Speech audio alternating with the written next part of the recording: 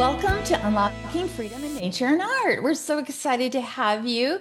Thanks for being here. And I am honored to welcome back a friend and a guest, Lani. And how are Hello. you, Lani? I'm great. And we Great. are we are in very different climate zones. I'm in the middle of the Pacific and you're up north in the cold and snow. You are where I want to be this time of year. So, how does that sound? But it is 6 a.m. Lonnie's time and 9 not mine. Um, I just want to say welcome to all of our guests. And if you have any questions, please put them here. Not saying that I'm going to see them. I will try. Hopefully, I will be able to. But Lonnie will be looking as well. Yeah, So, let me just make sure I am on the right page here. so, Mm. but I am so excited. So, I'm assuming it's beautiful there in Hawaii. Well, yeah, it's I can see sunshine coming up. It's just sun's just coming up. And which island are you on, Lonnie? I'm on Oahu, which is sort of the main island where the capital, Honolulu, is. So I'm not on the big island where currently the volcano is erupting again. Um, Yeah, a Beautiful friend. sights. Yeah, a friend of mine's. Well, I have friends that live in on the main island, and one of Megan. She goes and takes pictures of the volcano almost every day, or little reels of it. So, which is always really nice to stay in touch. And I have been to your island. I have been walked that beach, so Yeah. it is actually a very nice place. It's actually Honolulu was out of all the cities I've gone to, is one of the nicer cities. Yeah, well, And it's it's beautiful. besides scenery, it's what we call the aloha spirit, where it's welcoming. We actually have an aloha law that uh, we follow the acronym of Aloha. There's Hawaiian words that go with that that talk about humility and unity and patience, and working together. And so um, that's sort of the foundation of the spirit of Aloha. Okay, I had never knew that. So it's nice always getting those extra little facts that Yeah, would never know. yeah. So I know you live. Have you always lived there? I was born and raised here. I had a brief stint in Kansas City, Missouri from the time I was 1 till I was 5, while my dad was going to art school at the Kansas City Art Institute and doing his reserve duty for the Navy. Oh, cool. So it military family. So Short, briefly. Once he was finished with his reserve, he was done. Came okay. back to Hawaii to be an interior designer. Oh, wow. So that's where the creative process comes from. Yeah, and my mother was an musician. So yeah, Oh, definitely on the art creative side. But so thankfully, my with music, what I came to understand was um, a lot of musicians are very good at math because it incorporates that part of their brain. So my mother was the one that was, more she had more of the columns and rows in order. My dad was just like this. hey, I can understand your dad. That's very cool though to be brought up in an environment surrounded by art, Yeah. whether the visual arts, music, there's so many different arts that people Hmm. don't even realize out there. And then you live in a beautiful area, so you get to enjoy nature year round all the time. Yeah. That's one of the reasons both my parents were from Nebraska, but my dad first came out here with the Navy. They got married here, and that's why they came back here because my dad was especially more most connected to nature. All of his interior design would was bringing nature indoors. You're in that, yeah, that actually that's what I do when I design for clients. I'm bringing those earth tone colors in. Yeah. I'm working with them to decorate their home so it feels just at home. It's like the main thing, like when people come to my place, they're like, we just feel at home here and they just relax. Yeah. And that's what I want. I want people to feel good Yeah. no matter where they're at. And I know whenever there was just something different when I go to Hawaii. And I've been 4 different times, and which has been a blessing each time because I'm there usually 2 weeks to 3 weeks. Now, when I was on your island, I was actually, it was for fashion. I actually helped to set up a fashion show and stuff there.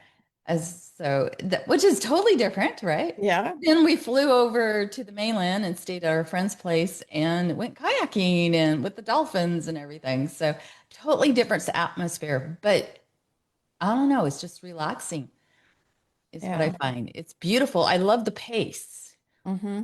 Yep, a slower pace. And I think that's partly because we are so surrounded, although we're, on a small island, very much surrounded by nature, the expanse of the Pacific, different um, mountain ranges, so I didn't really realize how much that influenced my favorite colors. Surprisingly, they're blue and green of all different shades, because that's what I see every day. So, Oh, I can totally relate to that. So yeah, I just like the earth tones, and it's like, and when you use the earth tones, they're always inviting, yeah, especially yeah, if the warmer earth tones. So, yeah. all right. So my next question for you is now you became an art. How did you get, let's go back to tell me a little bit more about yourself in high school and stuff. Or what did you do? Anything that went with the writing and stuff or? I've well, in my youth, I kept a diary. The girls with the ones that had the little lock and key. Yeah. Um, but it wasn't until my adulthood, and really once I became a mom, that I started journaling. And so for me, that was an outlet, especially when you're a busy mom with little kids and you don't have a lot of adults to talk to. Journaling is a way to talk to yourself or feel like you're talking to someone else, to write it down. I, Um, I totally and get that. and then just well, actually in high school, I had a actually it was middle school. I had a teacher that really encouraged my writing skills. Um, Told me, I was did well in her class, and so that was encouraging. And then later on, when I was finishing my or working on my bachelor's degree, while I was while I was while I was being a busy mom, I was also trying to finish or work on my bachelor's degree and a couple of courses that I took, just for, the basic courses that you need to take. Was also encouraged by professors about my writing. And then it wasn't until, let's see, it would have been about 24 years ago that, in the midst of finishing my master's degree, my youngest son was diagnosed with a brain tumor. And so while I was going to school full time, we were also going through that journey with him. And my focus had been on communication in more of an organizational framework, professional development and training. But I switched to health communication because I needed that information for myself. Right. And one of the papers that I wrote for one of those courses, my professor said that it would become the chapter of a book I would write. And I thought that was very nice, high praise, but writing a book was not on my bucket list. Right.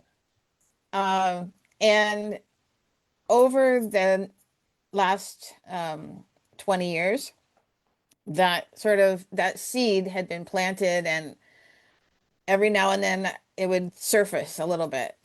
I could feel it growing. People would ask me, if I talked about it, have you talked to a writing coach or have you gone to a writing course or and again, I was busy in the midst of a different career at the time. Uh, Well, being a mom is hard, and going through something like that with how old was your son? he was 19 when he was diagnosed. So, being the youngest, the kids were out of the house, but I had moved into a career with the American Cancer Society. And Jacob passed 3 years after his diagnosis, so in 2005. But while I was in this other career, knew that there was something important about what I had learned in that journey with him that I wanted to share with people.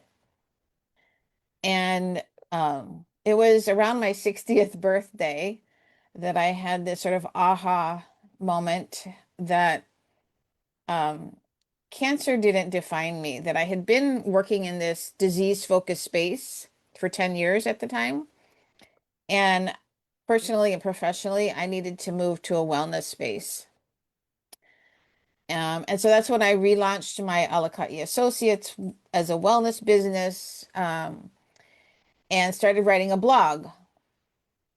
And so between my journals and the blog, that was kind of what I then took as the foundation for my first book. Okay. So now on your wellness retreat, that's to prevent cancer and different things. Is that the way you look Um, at it or not? Or help people through it? Really, it was to help people find themselves as a caregiver for someone going through cancer. One of the first things I told the organization, because I started working right as Jacob was in his last few months, was that while there was tremendous support for patients going through cancer, lots of information and resources and support, there wasn't anything for caregivers, for the ones taking care of them. And so when I sort of had this reframing of what I was doing, it was helping caregivers find those support resources of self-care, which for me was the biggest lesson, is that I needed simple things that I didn't need another course. I didn't need something that took time or money because I didn't really have those to spend. I needed simple tools and resources that I could implement that would help me take care of myself so that I could take care of others. That that is so awesome. It's so unselfish and kind. And so help when you help somebody else, it helps us, right? Yeah. And I can't even imagine what you went through. Just because I know there's some curious people. Um, if you could, what was the signs that your son was going through this, and what did you find that helped you the most? Those are two Yeah. different questions. Yeah. Get So through this. he was he was 19 when he was diagnosed, and he had already been away for a year of college.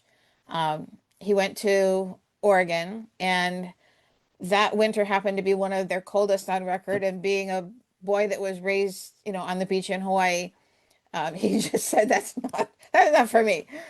So I came home, and that summer I was trying to get his driver's license, and kept kind of kept failing the driver's test. And so we took him in for an eye exam, and they said, doesn't really seem like that's, an issue. And then he started having headaches. And we thought that might have been related to a little driving accident. He was a passenger in a car. So again, took him in, and they said, we really don't see anything. The headache started to progress, and then and I was working at the time, and he's 19, right? So I said, "Son, the clinic is 5 minutes from our house. Just we'll make an appointment and get yourself there." So he went, and they said, "Well, maybe it's a middle ear infection or something," because the headache was all kind of right in here. And couldn't find anything, gave him some medications, and it just kept progressing. So between August September, October was kind of when it really um, hit him. And by Thanksgiving, he could hardly keep his balance. Um, was nauseous all the time. And so the doctor said, well, the only way that we can kind of really determine what's going on in there is to do an MRI. And we're like, okay, well, it's not getting better, obviously, so let's get this done. And that showed a tumor the size of a tennis ball. So it's a medulloblastoma, so it's in the back of your head where the medulla is. And so that was immediately he was hospitalized, prepped for surgery, and then home for Christmas. And after Christmas started radiation for 7 weeks, where he lost all of his hair, um, lost a tremendous amount of weight, and had to be on intravenous nutrition. So I learned more about cancer care and nursing than I ever thought I needed or wanted to know. Uh, and so that was how we sort of came to that. Um, and now, what was the second part of your question? So thank you so, so much for sharing that. So, and actually, I feel you because actually, with my tumors, I have had a lot of the same symptoms. And my question always is, why don't you do the doctors do an MRI first? Yeah, Instead of waiting 2 or 3 months, yeah, before it gets too big. I don't understand why they just, because it gets low costs in some places and other places it's not. And just because of all the testing I've gone through, it's like, just do the dang MRI first, find it, what's going on. And yeah, I believe in the future we'll have that, but yeah, I feel your pain. So my next question was, how did you go through that, survive yeah, it? What got you through that? Because that is so intense. I just imagine it. yeah. So So thank that you. was, yeah, thank you. That was really where I said, I needed those self-care. Like, how was I going to sustain myself to get through this? What tools and resources did I need? And how could I do this in small bites? Like, in moments of time, and not an hour. Like, I didn't have an hour to go have a pedicure or a manicure or a massage. I was going to school full time to finish my master's. I was working full time to help support and sustain our family. And so I had to have moments where I could just take care of me. And so that's where I started, just some like sort of the basics. All right, let's start at, building a foundation. And it was looking at my health. So making sure I was staying hydrated, um, making sure I was eating, a balanced diet, and not stress eating, not having coffee for breakfast. That that does not constitute a breakfast, although I know a lot of people think, Oh, I put protein powder, yeah, but no, I do have breakfast. Breakfast is a staple, but yeah, I do have my coffee before, but I get up early, so. yeah. And when I work with people, I tell them, I'm not telling you to give up the coffee. I'm just saying have something more substantial that is more balanced. I mean, really, that's what it was. It was finding balance because the world had turned upside down, right? Oh yeah. So how do you find balance? So staying hydrated, watching what I eat, trying to get a decent amount of sleep, although during those times it was really challenging. And I realized much later, how we all are going around pretty much dehydrated and sleep deprived in our society, and how much that impacts our brain and our capacity to think, act clearly, and act wisely. And so it was really putting those down as a foundation, and then building from there with my journaling. Um, writing my thoughts about what was happening, you know, good days, bad days, and in between, um, and realizing that the writing was also healing. I've, kind of researched on that there's this unique connection between writing and our brain that doesn't happen when we're on a keyboard. And so it really means that um, there's a processing that happens with that kinetic touch and writing that translates differently in our brain. And so for me, the journaling became a piece of my morning foundation.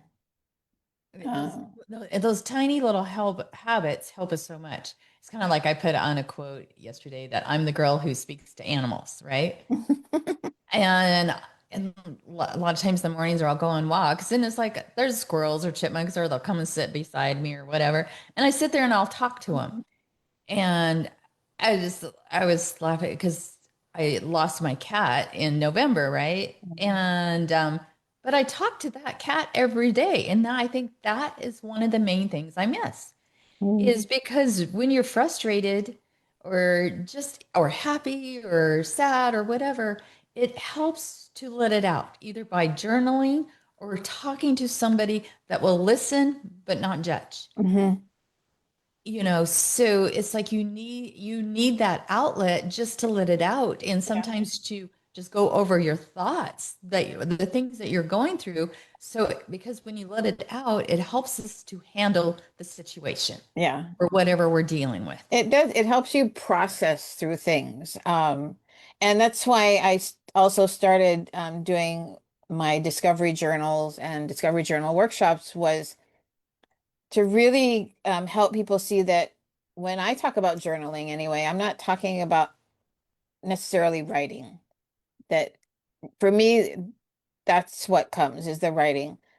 But sometimes, in days where I don't have the words, it's doing something more visual or, looking through a magazine and just when we do a journaling workshop, we start by observing what's around us and then looking through magazines and just choosing pictures that spark joy in your life. Whether it's a certain color or nature or fashion, whatever sparks joy or catches your attention, I tell the participants just pull that out. And then you have a pile of pictures and you're going to sort through and kind of cull out the ones that spark the most joy. And that's where you're going to start your journal from, is a place of joy for you. That's who you are. That's where you live. And so from there, people find that it becomes much more personal. I know I often have participants say, "Well, I have a drawer full of beautiful journals that, they catch my attention when I'm in the store and I buy them and then I never write in them." And it's because while they might catch your attention, they've never attached to who you are. Right. And so discovering that personal connection with yourself then opens up the avenue for more journaling, whether it's visually, drawing or adding those pictures or writing. Well, and then it's like you can go back and look and you can see where you've came Hmm. from, Yeah. And that whether, was, so then it's like, oh, I survived that. Or kind of like I've told people before to put down, especially if they're going to put down something positive, even on a piece of paper, and mhm. throw it in a jar Yeah, every single day. So when you're having a bad day, you can go pull something out of that jar that reminds you of something good. yeah, yeah, But yeah, yeah. that's awesome because that way people find themselves more. And I am guilty. I don't actually, I've been there before where I've written really well in my journals. And then other times I don't, but I do spend time. I would like a regular book over a computer Yeah, any day. I'd rather yeah, have, it's like, yeah, I'll play around with Mid-Journey or some of these different apps, but at the same time, I'd rather be painting but Yeah. it's the creative process. So I change up all the time. I'm never in one place at the same time. Or, and people forget even cooking is therapeutic or Yeah. gardening. There's just different ways you can find stuff. But for a lot of people, journaling, even like you said, even if it's just a few minutes, just writing down something Yeah. to help you. And usually, actually, when I did the journaling, when I was going through some really, really tough times. Yeah. And it's a way to just let that energy exit so that you create space for more positive, creative um, activities. So Yeah. now, what led you up to writing you first book? So the first book, like I said, it was sparked 24 years ago and had a long incubation. I tell people it was a very long pregnancy until that book was born, 20 years. But it was after the pandemic. I actually retired in 2020 and thought I was going to launch my new wellness business with retreats and workshops. And of course, COVID kind of shut that down. And so I really took the opportunity that year to just sort of settle and, think about what the next piece of my part of my life was going to look like. What was in store. And the following spring, I connected with a nonprofit organization that was caring for caregivers. And it was just a perfect alignment.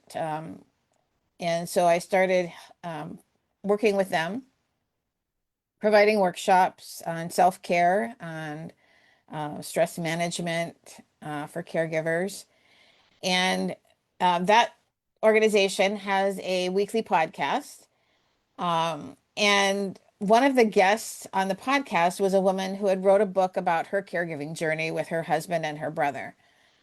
And just the way that she spoke and then when I read her book, the way that she wrote really reflected her voice. You could, it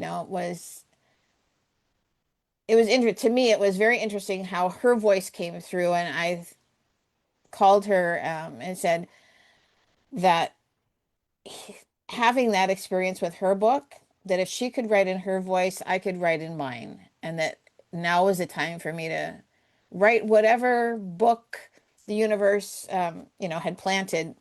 Right. Didn't really know where that was going to come from. And so she introduced me to her writing coach, which was a perfect match. And so we embarked on that journey in 2022. And 2023 was when Under a Full Moon and a Guiding Star was released. So, and I want to say good morning, Pam. Thank you for watching. And thanks to all those others. So it's funny how um, it looks like nobody's watching, but when there's lots of people Yeah. watching.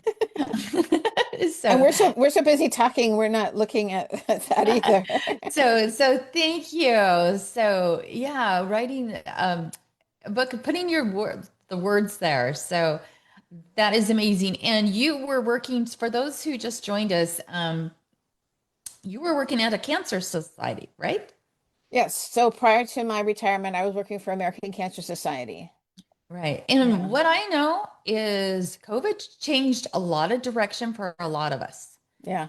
I had like 10 jobs lined up that year, Yeah. and with shutting down everything, I couldn't do them. So I Yeah. re-landscaped my house, my Well, yard. that was, yeah. So that was one of the interesting things. Like, okay, what am I going to do with my time? So, like a lot of people during that year, I thought, well, maybe gardening. So I bought some planter beds, and I was very enthusiastic and got a couple of really good crops of lettuce and I forget what else, some herbs. And then I realized that being a gardener is like being a caregiver. It takes attention every day. And that really wasn't what my passion was to garden every day or to manage gardening every day. What I really enjoyed was something that I had seen my father do, which was just get his hands in the dirt. He would come home from work and do some weeding and prune a couple things and repot a couple things. And it was really more about just getting his hands in the dirt that was a stress release for him. Right. Well, and I'm going to note this for you is lettuce is one of the trickier things to grow just because it takes a little bit more effort to it, like you said, daily, Yeah. where you can put like carrots in the ground and you're not going to have the problem. So, so yeah, so that connection with nature um got shifted too. It's like what what I really enjoy is just, you know, replanting something, getting my hands in the dirt and really getting grounded. And that's something that I have come to understand even more and have focused on in my second book that's coming out. So now, so what was the title of your first book? So if people want to go get it, Yep, it's Under a Full Moon and a Guiding Star. It's available on Amazon. and that book, what was it mainly about? So that people, So it really was sort of a memoir and self-help uh, guide for of my caregiving journey. So realizing that I had started being a caregiver at a very young age because I was the oldest of four children. And so, babysitting my siblings, babysitting for the neighborhood, and then becoming a mom of four kids, that caregiver journey. And then that evolved into my caregiving journey with Jacob's cancer, which then evolved into my caregiving journey with my parents, who have both passed. My dad from complications from Parkinson's, and my mom from long, long-term battle with Alzheimer's. very difficult times. Yeah.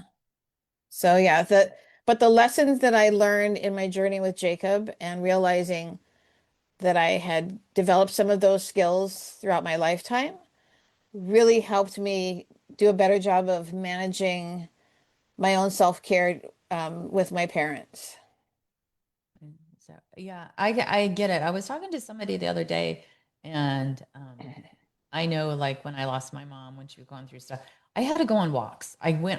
When I'm very stressed, I have to go on more walks because I have to just be out there in nature. Because when you're in nature and you're walking along the trail, you have to watch the trail so you don't trip, Right. because there's sticks, there's boulders, there's just different things. And that was my piece. I had to have at least 20 minutes to an hour daily just to get away. Yeah. Yeah. And And that's one of the things that I talk about, when I do self-care and stress management workshops is get outside, connect with nature, you know, if you can stand barefoot on the ground. I have a friend who she lives in Minnesota, I think, and she loves to have pictures of her in the winter standing barefoot in the snow. I'm like, girl, you're crazy. she is. No, just kidding. But Oh, it's important for like most every morning I will get up and go outside and just stand barefoot in the grass just to feel that connection. And there is a well, profound connection to the energy of the earth that we have become disconnected from because most of us are wearing shoes all the time. right. And the shoes don't conduct that energy that keeps our body energy in balance. Well, you know how you get what is it called? Jet lag, Yeah. from flying. Yeah. Well, I was reading or watched a video about this guy saying, well, when you get off the plane, as soon as you can, take your shoes off Yeah. and touch the ground and just stand there. Yeah. And because it'll help you so it's not so severe. Yeah. And I was like, oh, so, and I did that last time I flew to Florida and was like, oh, this is so nice because I wasn't as wiped out then. Yeah. So I've learned that it's like on any trip, I'm always getting out of the car. It's like, okay, have to spend some time here. Yeah. It's just because otherwise your body starts hurting, or at least mine does. So it starts really hurting. So I have Yeah. to. Okay, next question for you, dear. Your new book, your new title, and why did you write this book? So after the first one, it wasn't more than probably a month before people started asking me if I was going to write a second one. And I said, like, whoa, like the first one, like I said, took 20 years to give birth to. So give me a moment to kind of nurture this baby and we'll see where it goes. I really didn't think I had a second book in me. Um, but at the beginning of 2024, I was reading a book called The Untethered Soul by Michael Singer. And it wasn't till the end of the book that I came across this question, that if you could go beyond, would you? And I thought, beyond what? Like that really struck me. Like I'm at this point, and where do I go from here? What's next? And so I just kind of made that my word for that year, beyond. Like beyond what? Where? And of course, once you sort of align with that, it starts manifesting and then the word starts showing up in different places in different ways. So I just started collecting all of those things, like beyond what, where, how. And it was shortly after the election that year that I was at a poetry reading at the library at our community college. And not so much the words of the author that was reading, but it was the environment I was sitting in, which our community college is up close to a mountain range, that we get to look at every day. It's beautiful, Ko'olau mountain range. And I'm sitting in this room that has 3 stories of glass windows looking out at this mountain range.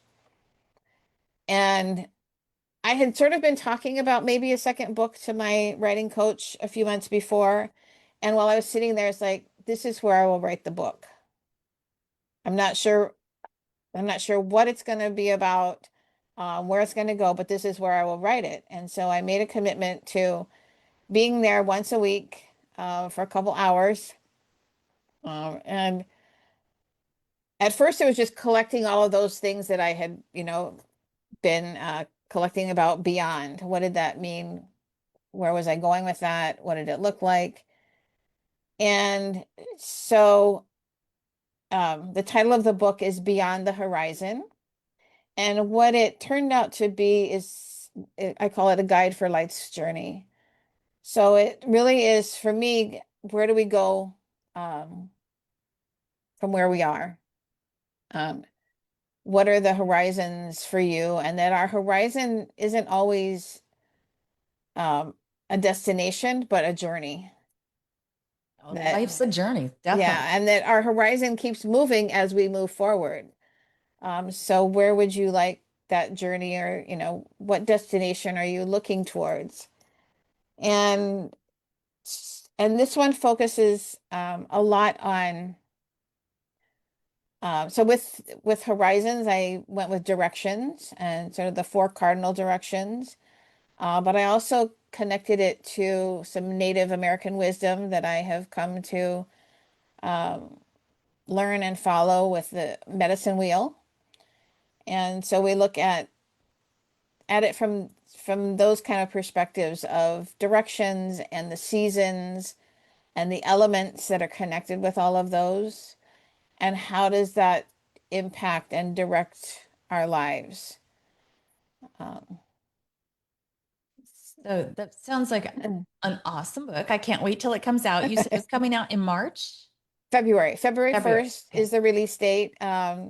Right now, the Kindle, pre-order link is live, so you can go on Amazon and, pre-order Kindle if that's the version that you like. But I really like having a book in my hand, and this one I would definitely recommend people get the actual book because there are spaces in it for your own reflections and writing. So I don't know. There's just something about paper. And if the power goes down, you have a book to read, whether it's by candlelight or not. Yeah. So I don't know. I've always loved the paper books. So, but it's what I was thinking about here was how different things will trigger us to do different things. It's kind of Mhm. like when you were talking about those words, I was thinking about the song from by For King and Country called What Are You Waiting For? And if you listen to it, it's like and the words, and I actually got I had the privilege of watching them do the making of the whole video and stuff, Oh. and it's like, what are we waiting for? If if you constantly put off till tomorrow, you're never going to do it. Hmm. So it's like, no, get out there and do it, especially for 2026. Let's see where we can. And I love, like you said, those little words. And I want to say hi to Katie and anybody else that's watching as well. But what would you say to all our guests that are on the edge of doing something or they need to finish writing a book, right, Pam? What would you say to them? Um, like even with my self-care, when it came to the writing, it was small steps that we have. Sometimes we have these big visions and we take a big leap and then it falls apart and we beat ourselves up. That it's the small steps, word by word is how the book came together. Um, and that you just have to, what I really like is on the cover of my book, you'll see this image of, it's almost like someone standing at the shore line. Right. And so we think of horizons as that far off place, but you'll see in the cover, there's sort of different horizon lines. And the first one is right there at the shoreline that you step from the dry ground into the water, that shore break. That's the first horizon that you move towards. And then you go a little bit farther and a little bit farther. And so for me, it's taking that first step. Like it's not so challenging when you just have to take that first step and not, If you just take one step at a time, even yeah, if it's baby steps. yeah. And that, if you keep, like you said, if you keep your eye on the path, you'll get there. I think that's another great analogy is that sometimes we think we know the path and then we're looking so far ahead, we trip and fall, Or or you're lose our like way. me and you squirrel because I'll be like Yeah. going down it and then like somebody will like, hey, can you do this? And I'm like that. Or this way. And it's like, okay, I've got to stay focused. Yeah. And so what I try to do is that the first write down three things each day that are on one main thing and try to get those done before I squirrel. Yeah. So, and I'm bad about that. I admit, Yeah. I can get Um, that way too. but at the same time, be flexible because sometimes God will put something there in your path that needs to be taken care of. Hmm. And don't Hmm. beat yourself up if you're not able to do what you really want to do that day. Yeah. Yeah. Just be And sure to come back to it, right? yeah. Later that day or the next day. Yeah. It, those sometimes the things in the path are there to slow you down for a reason, to sometimes make you pause and stop for a reason. I believe in the power of the pause, that we need those throughout our day, especially in today's world where things are just zooming by us as we are here on Zoom. Um, that it's important to take those moments to pause, and so that we can continue to stay focused on the direction that we want to go. Oh, it's so very true. It's like I think was it last week, and time flies so fast. Our friends were up and we had them over for the dinner on the night, and the next day it was decent weather and we didn't have all the snow. Snow had melted, and I was like, "Hey, do you want to go on a walk?" And we did. We spent 3 hours out walking and just having a good time, which is what I needed and she needed. And it was so much fun, but just getting a break from your normal day actually helps me to focus more when I Hmm. come back or for the next day, you know, Yeah. and it's a stress relief. And to me, it's where I get my ideas. It gives me more creativity. Hmm. Yeah. For me, it's that first 2 hours of the morning is sort of my precious time, where I do my meditation and a journal entry, and then I do an entry on Facebook, kind of a reflection there. But that sort of sets the pace and tone for my day. And a couple of years ago, we were visiting family, and of course, when you're on vacation and traveling and different environments and routines, and for 3 days in a row, I had missed that morning meditation, reflection, journaling time. And by the third day, I could sense that my body was out of balance. Things were starting to really irritate me and make me feel tense and anxious. And so I just had to excuse myself midday. It's like, I need a timeout, press pause. I need to go sort of restart my engines, and realize that this had become such a foundational habit for my own self-care that I couldn't skip that.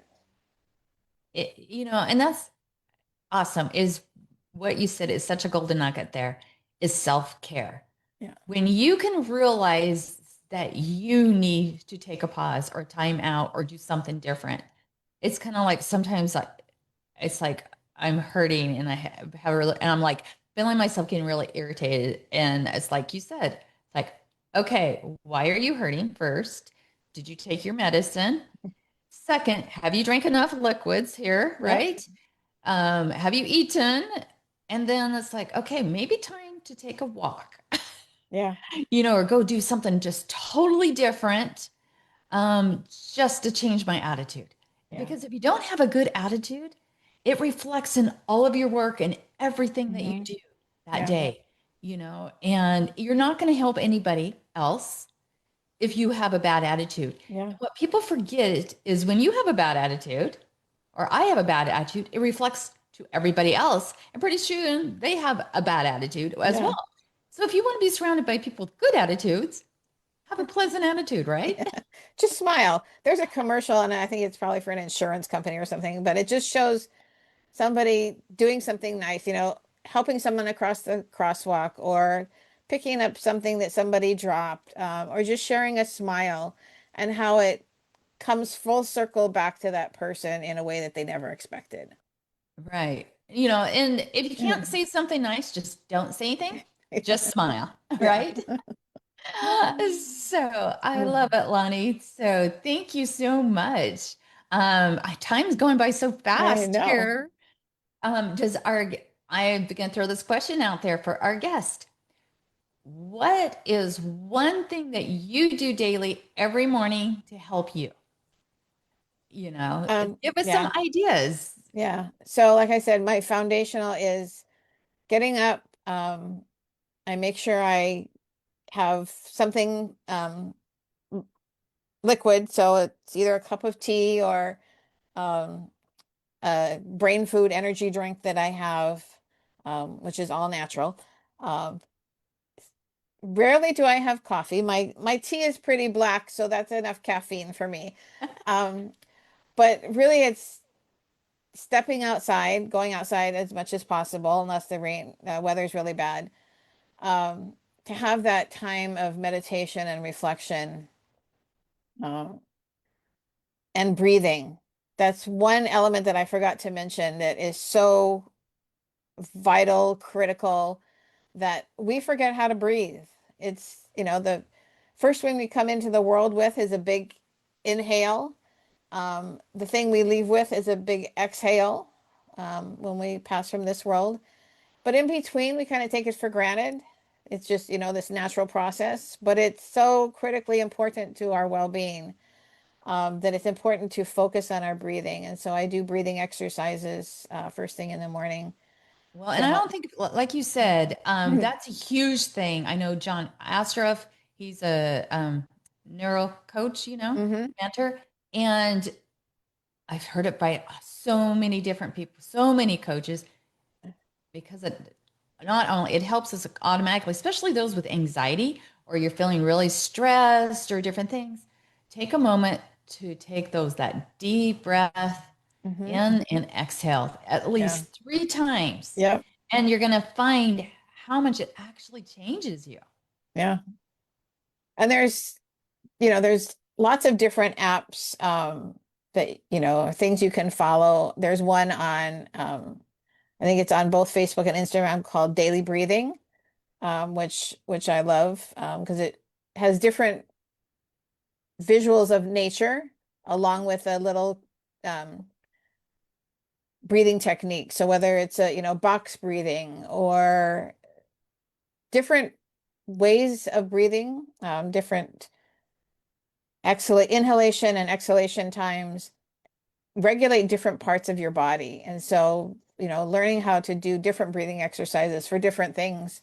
If you need to find balance or you need to just be calm or you need to be energized, there's different breathing techniques for each one of those. But very important, like you said, to do it at least 3 times because it takes your body that many times at least to start to incorporate the oxygen that you're taking in and releasing the carbon dioxide. That's one thing I learned is that a lot of times we're sort of this short inhale because our world is so rushed, but we never have the big exhale. And so while we think we're getting oxygen, what we're really holding in is that carbon dioxide, which is not good for us. Right. Our body doesn't function well on carbon dioxide. Oh, so I'm going to say thanks, Patty, Dale, and Renee for watching as Oh, well. yeah. So awesome. And let us know what it is that you do in the morning for to start your day or daily. And the other question is, what are your goals or something? What is one thing that you want to achieve here in 2026? Sometimes if you put it out there as a goal, then you have all of us to help encourage you to get that. And just putting it out there Mhm. makes you into the back of your mind, like, okay, this is something I really want to do. Yeah. I was talking to somebody yesterday, was like, okay, what is your goal for what kind of hike do you want to do this year? Where is one place you want to travel to? There's like just so many things you can do. So, Yeah. and yes, I am totally with you. When I get up in the morning, um, it's meditation, it's prayer, it's listening to soft music. Unless it's nice outside, then it's going out and listening to the birds and sitting in the sunshine. I have my 1 cup of coffee, which I only have my cup during the day, morning, and with the special protein powders and different things in it.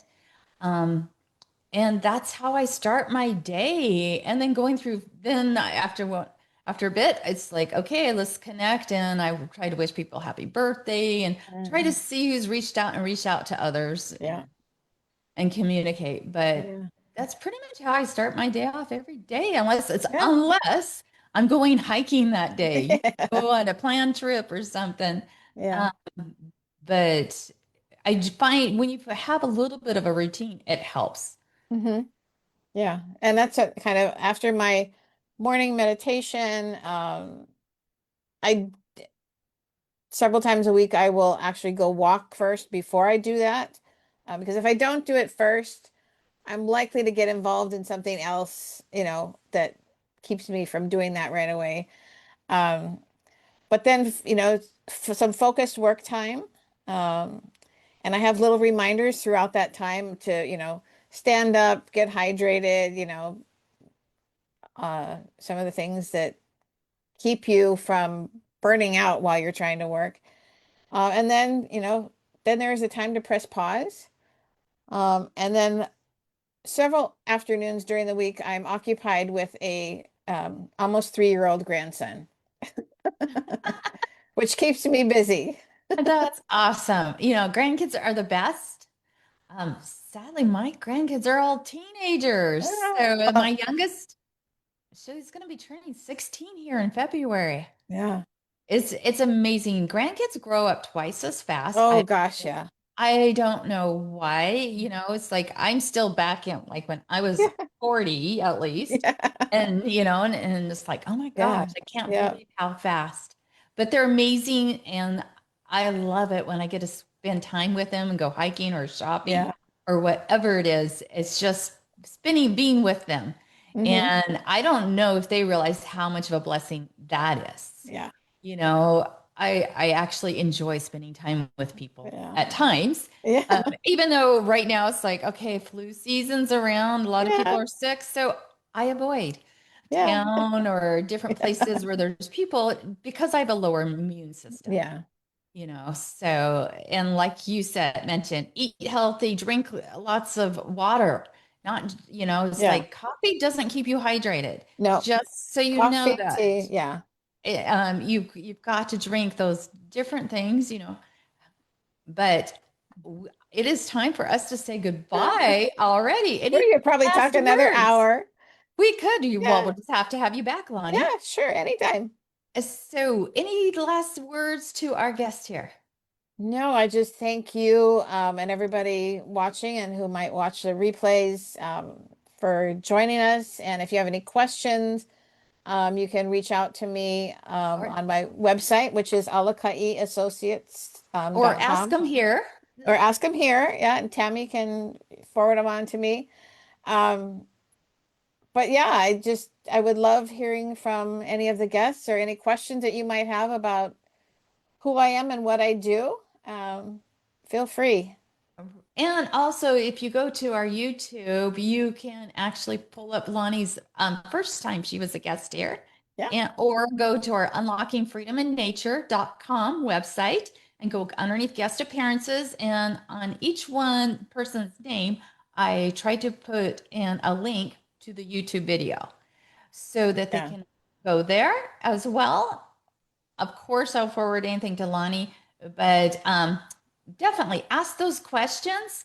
And if you know somebody this would help our show, if we can help somebody by encouragement or whatever, then please invite them to our private group here. hmm So that's how we grow. And just think of it as a way to help others. yeah, And you're really not having to do much, you're just sharing links and encouraging people. So, I encourage each one of you to go out there and just be kind, yeah. smile, say hi. And if you like, Lonnie gave so many golden nuggets here, and um, I just want to thank you for being here, Lonnie. And of course, we want to have you back. Sure, anytime.